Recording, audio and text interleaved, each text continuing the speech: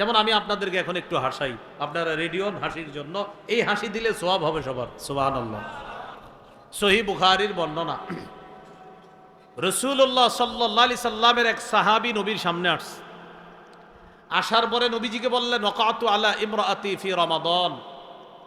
আমি অনুবাদটা করি, এখানে অনেক বাচ্চা আছে, এই জন্য অনুবাদটা আমি এমনভাবে করব যেন আপনারা বয়স্করা বুঝে নেন। বাস বুঝে নেওয়ার পরে আমাকে শুধু ইশারা দিলে হবে যে আপনারা বুঝছেন। আমি অনুবাদটা করি। এক ব্যক্তি নবীজিরে এসে বলতেছে, ওয়াকাতু আলা ইমরাআতি ফি রমাদান, হুজুর রমজান মাসে আমার দ্বারা এমন কিছু হয়ে গিয়েছে যেটা রমজানের বাহিরে বৈধ কিন্তু রমজানে অবৈধ, এমন কিছু হয়ে গেছে। বুঝে আসছেন? আচ্ছা, তো রাসূলুল্লাহ সাল্লাল্লাহু আলাইহি সাল্লাম বললেন, তুমি গোলাম আজাদ করো। ওই ব্যক্তি বললেন, সাহাবী বললেন, হুজুর আমার এই পরিমাণ টাকা পয়সা নেই। নবীজি বললেন, আতইম সিত্তিনা মিসকিনা, 60 জন মিসকিনকে তুমি খাওয়াও। সাহাবী বললেন, হুজুর টাকা পয়সা নাই এত পরিমাণ, লা আজিদু, আমি পারবো না। নবীজি বললেন, তাহলে সুম শাহরাইনি মুতাতাবিআইন, টানা 2 মাস রোজা রাখো, 60টা রোজা, মাঝখানে একটাও ভাঙতে পারবা না।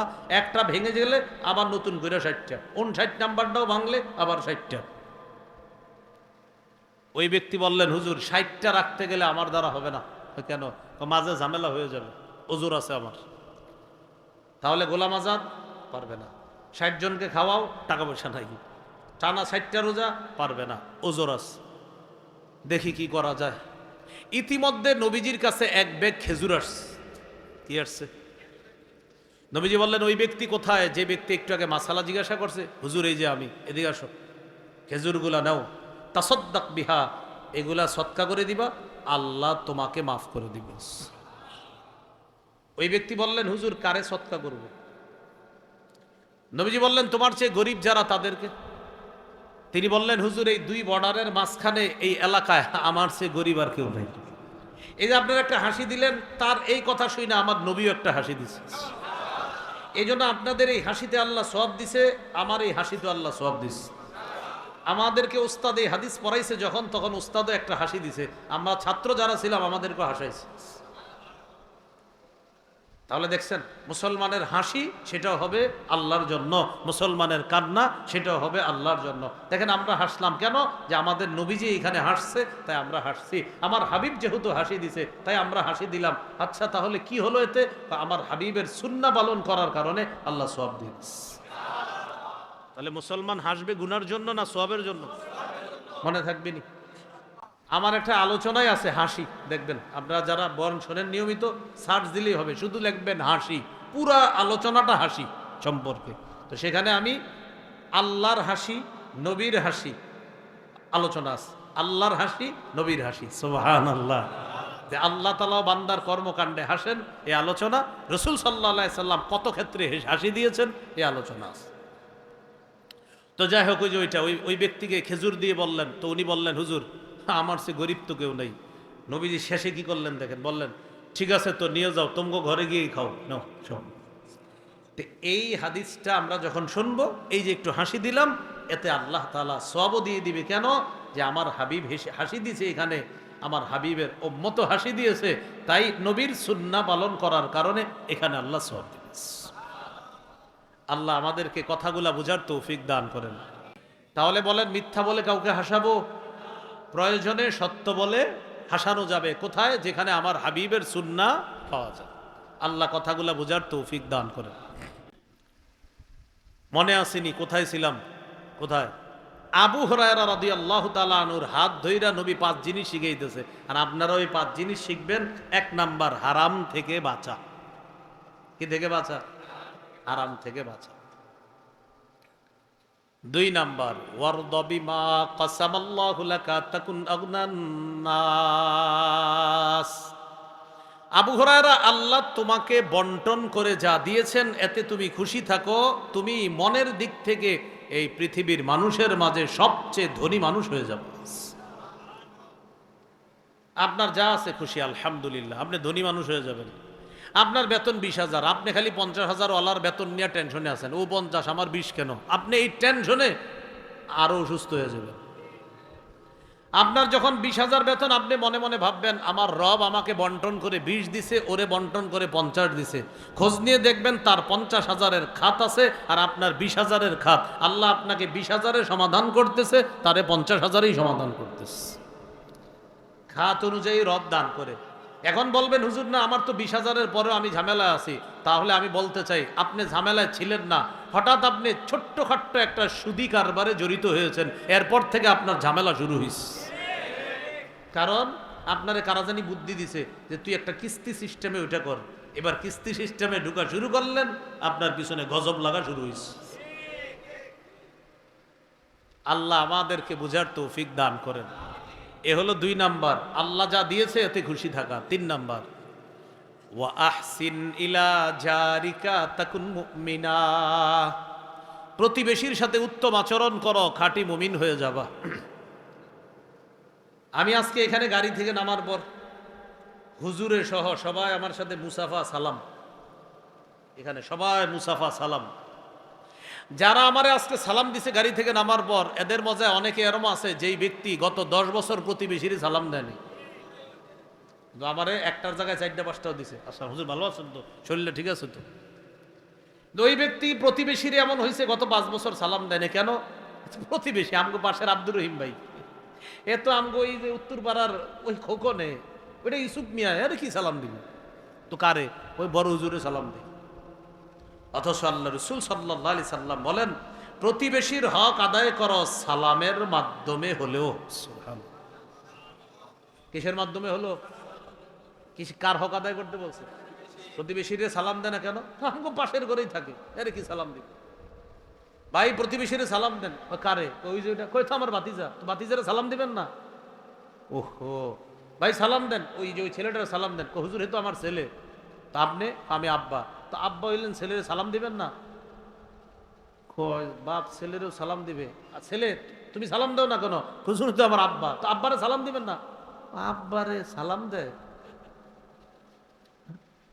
অথচ হাদিসের মধ্যে আসছে, একটু মুসাফা করেন তো হুজুর। 2 মুসলমান সালাম দিয়ে যখন এইভাবে মুসাফা করে, গাছের পাতা যেইভাবে ঝরে পড়ে যায়, তাদের গুনাহগুলা তারা পৃথক হওয়ার আগেই ঝরে পড়ে যায়। বাবার সাথে মুসাফা করে না কেন? শরম। আর মুয়ানাকা তো এটা তো প্রশ্নই আসে না, কারণ আব্বার সাথে মুয়ানাকা এটা কেমনে সম্ভব? কি শিখলাম বলেন? আব্বাকে সালাম দিতে হবে কিনা?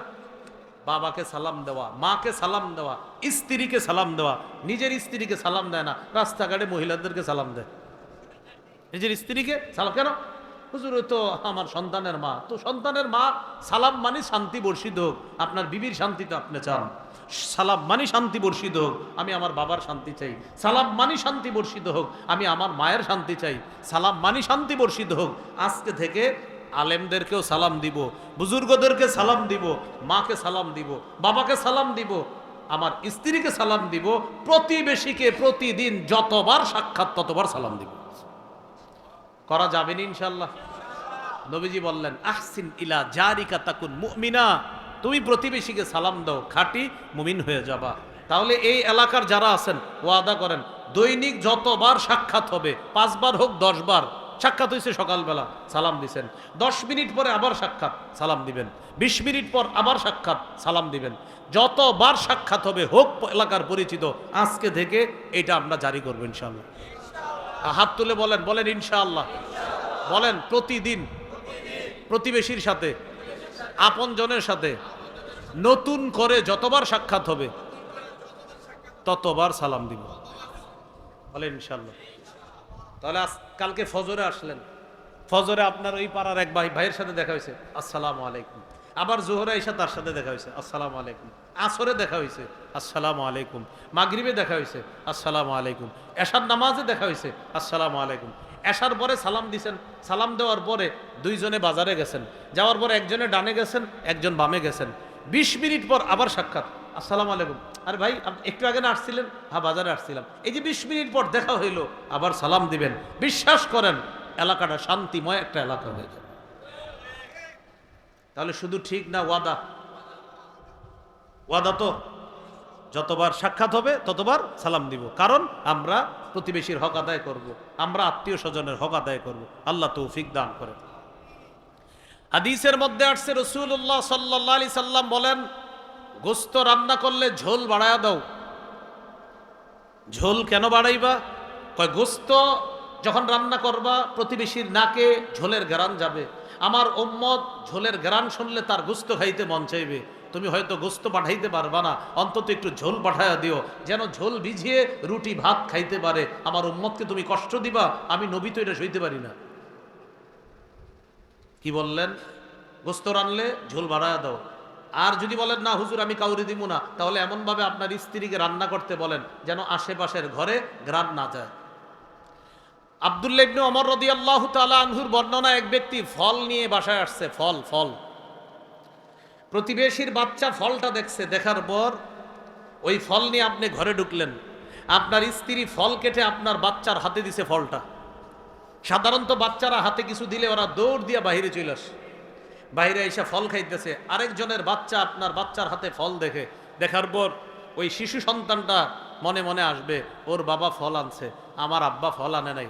আল্লাহ রসুল কষ্ট পায়, আমার উম্মতের একজন শিশু সন্তান তোমার শিশু সন্তানের হাতে ফল দেখে কষ্ট পাবে, আমি নবী তো এটা সইতে পারি না। যদি বলো ফল দিবা না, তাহলে এমনভাবে ফল ঘরে ঢুকাও যেন বাহিরের কেউ না দেখে। আর যদি বলো দিবা, তাহলে তরমুজটা ফলটা দেখায় দেখায় নাও। আর যদি বলো দিবা না, এমনভাবে নাও যেন কেউ না দেখে। এখন আপনি যে তরমুজটা নিয়ে ঘরে ঢুকেন, আপনার প্রতিবেশীর 2-4 জন এরকম আছে যারা একটা তরমুজ কেনার সামর্থ্য নাই। মানে সামর্থ্য নাই বলতে অর্থাৎ উনি ওনার পরিবারের যা টাকা পয়সা ইনকাম, আলাদা একটা তরমুজ কাঁঠাল খাবে, বেচারা এটা কিনতে গেলে হাজারো টেনশন লাগে। ওই ব্যক্তির ঘরের কয়েকজন আপনার তরমুজটা যখন দেখবে, বলেন প্রচন্ড গরমের মধ্যে তরমুজ খেতে তার মন চাইবে কিনা? যদি বলেন আমি দিব, তাহলে দেখায় নিয়েন তরমুজটা। আর যদি বলেন না আমি কাউরে দিব না, কালো পলিথিন দিয়ে নিবেন যেন বোঝা না যায় এটা কি তরমুজ না ফুটবল। কথার কথা বললাম, ভাই বুঝে আসছে? এই প্রতিবেশীর হক। 4 নাম্বার, ওয়া আহিব্বা লিন্নাস মা তুহিব্বু লিনাফসিকা তাকুন মুসলিমা। তুমি নিজের জন্য যা পছন্দ করো, মানুষের জন্য তা পছন্দ করবা, খাঁটি মুসলমান হয়ে যাবা। এই রাস্তা দিয়ে হাঁটতেছেন, হাঁটতে হাঁটতে হঠাৎ একটা কলার সিল্কার মধ্যে আপনার পা লেগে আপনি পিছলে পড়ে গেছেন। এখন আপনি উপরে তাকায় দেখলেন একজনের জানালা খোলা, আপনি মনে মনে আনলেন, মনে হয় এই বাসার কেউ কলা খাইছে, খাওয়ার পর সিল্কাটা ফালাইছে।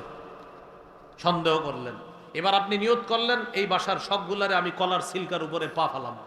ঘরের মেন দরজায় নিয়ে কলার সিল্কাটা রেখে দিলেন। হাদিসের ভাষ্য অনুযায়ী আপনি খাঁটি মুসলমানের পরিচয় দেননি। এমনও তো হতে পারে ওই ঘরের কেউ খায় নাই, কোনো পথচারী কলাটা খেয়ে সিল্কা ফালাইছে। কলার সিল্কায় কিন্তু গাড়িও অ্যাক্সিডেন্ট হয়। আপনার পায়ের মধ্যে একটা ইটের টুকরা লাগছে, আপনি চিন্তা করলেন এই ইটের টুকরাটা কে ফালাইলো। আপনি অন্য মুসলমানদেরকে শাস্তি দেওয়ার জন্য ইটের টুকরাটা তাদের বাসার সামনে নিয়ে রেখে দিলেন, খাঁটি মুসলমানের পরিচয় দিলেন না।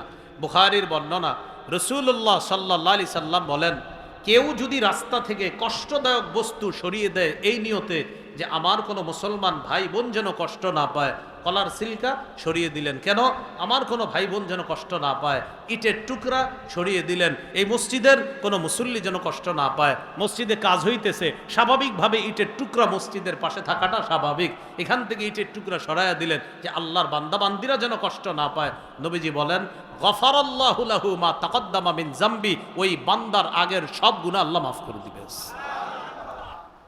তাহলে খাঁটি মুসলমান হওয়া, যা নিজের জন্য পছন্দ করা, অন্যের জন্য তা পছন্দ করা। 5 নাম্বার, ওয়ালা তুকসিরিদ দিহকা ফাইন্না কাসরাতাদ দিহকি তুমিতুল কলবা। আবু হুরায়রা, বেশি হাসবা না, বেশি হাসি অন্তরকে মৃত বানিয়ে দেয়। বেশি হাসবা না, বেশি হাসি অন্তরকে মৃত বানিয়ে দেয়। এই 5টা উপদেশ দিলেন। তাহলে কি শিখলাম? মুসলমান ভাইয়ের ক্ষতি চাওয়া হারাম। মুসলমান ভাইয়ের ক্ষতি চাওয়া কি? প্রতিবেশীকে কষ্ট দেওয়া হারাম। প্রতিবেশীকে কষ্ট দেওয়া হারাম। আল্লাহর ফায়সালায় সন্তুষ্ট না হওয়া, এটা অকৃতজ্ঞ বান্দা হওয়ার লক্ষণ, এটা হারাম। এই হারামগুলা থেকে যখন বাঁচবো, আল্লাহ নবী বলেন তুমি এই পৃথিবীর সবচাইতে শ্রেষ্ঠ আবেদ হিসাবে গণ্য হয়ে যাবে। তাহলে বেঁচে থাকবো তো ইনশাআল্লাহ। আল্লাহ তৌফিক দান করেন।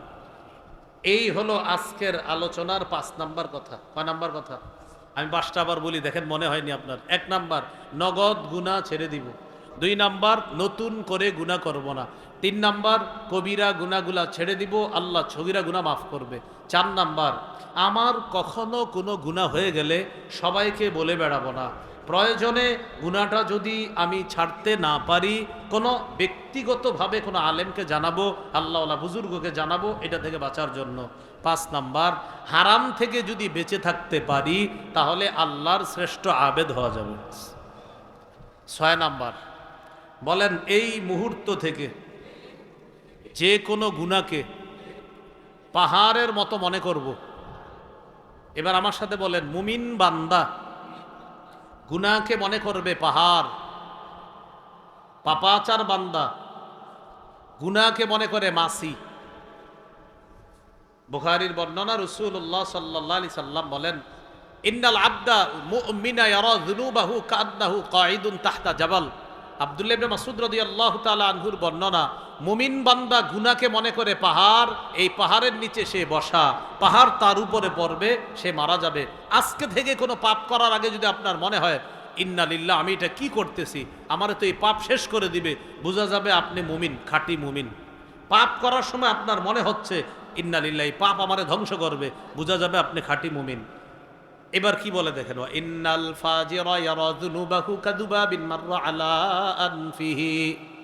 পাপাচার বান্দা গুনাহকে মনে করে মাসি, পাপাচার বান্দা গুনাহকে মনে করে মাসি। মাসি নাকের ডগার সামনে দিয়ে যায় আর আসে, গুনাহ মনে করে মাসির মতো। যেমন আজকে ফজরের নামাজ এক ব্যক্তির কাজা হয়ে গেছে, যে ব্যক্তির গত 20 বছর কোনো নামাজ কাজা হয় না, হঠাৎ আজকে ফজরের নামাজ তার কাজা, মনটা খারাপ, সারাদিন মন খারাপ, কাজা পড়ে ফেলছে নামাজ কিন্তু মন খারাপ। ইমাম সাহেবও বলে, কি হয়েছে আপনার, মন খারাপ কেন?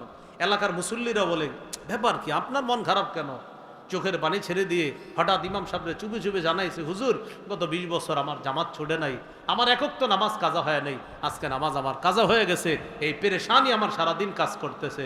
এই জন্য হাদিসে আসছে, ইমানদার গুনারে মনে করে পাহাড়। ফজর উনি কাজা হয়ে গেছে, এটাকে তার কাছে মনে হচ্ছে যে এই পৃথিবীর সবচাইতে দামি সম্পদ আমি হারিয়ে ফেলছি।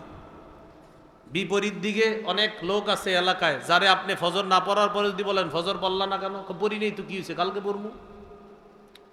কালকেও পড়ে নাই, কি ব্যাপার, বললা না? পড়ি নাই, কি হয়েছে? জোহরও পড়ে না, এই মিয়া জোহর বললা না? পড়ি নাই, পড়বো। পুরা সপ্তাহ নামাজ পড়ে না, আপনি বললেন পড়লা না? পড়ি নেই, শুক্রবারে নামাজ পড়বো। তো শুক্রবারে জুমার নামাজটাও পড়ে নাই, কিও ভাই জুমা পড়লা না? আগামী জুমা পড়বো। অর্থাৎ তার কাছে নামাজ না পড়াটা মাসি, তার কাছে নামাজ না পড়াটা মাসি, পড়ি নেই তো কি হয়েছে। আর একজন ইমানদারের কাছে একক তো নামাজ কাজা হয়ে যাওয়া পাহাড়, যে এটা আমারে শেষ করে যে কি হইল আমার। আর একজন পাপাচারের কাছে নামাজ না পড়া, ওই যে বললাম, ওরে জিজ্ঞাসা করবেন, ভাই চলেন নামাজে চলেন, লুঙ্গিটা ভালো না, মানে বলে দিল আর কি, ভাই চলেন আসতেছি, আপনি যান। কালকে গেছেন ভাই, আপনি না ওয়াদা করছেন গতকালকে যাবেন, যাই নেই, যাবো পরে। পাপাচারের কাছে নামাজ ছেড়ে দেওয়াটা মনে হবে মাসি, এটা কোনো ব্যাপার না। আজকে থেকে নিজের পরীক্ষা করবেন, একক তো নামাজ ছুটে গেলে যদি আপনার মনে হয় যে এটা আমি কি করলাম, ছি ছি আমি এটা কি করলাম, তাহলে বোঝা যাবে আপনি খাঁটি মুমিন হওয়ার দিকে আছেন। আর যদি নামাজ কাজা হওয়ার পরে আপনার মনে হয় কি হয়েছে, পড়ি নেই, কালকে পড়ব, বুঝতে হবে আপনার মধ্যে পাপাচারিতা রয়ে গেছে। আল্লাহ আমাদেরকে খাঁটি মুমিন হওয়ার তৌফিক দান করে। তাহলে বলেন তো, আজকে থেকে গুনাহকে মনে করব কিসের মতো? এইগুলো আজকের আলোচনার 6টা কথা।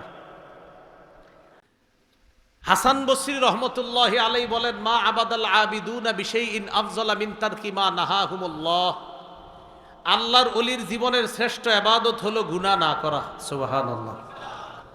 বলেন তো, একজন আল্লাহর ওলির জীবনের শ্রেষ্ঠ ইবাদত কি করা? আল্লাহর ওলির জীবনের শ্রেষ্ঠ ইবাদত তাহাজ্জুদ পড়া। কি করা? আবার আল্লাহর ওলির জীবনের শ্রেষ্ঠ ইবাদত কি না করা? আল্লাহ আমাদেরকে গুনাহ থেকে বাঁচার তৌফিক দান করেন। এগুলো আজকের আলোচনার প্রথম পার্ট।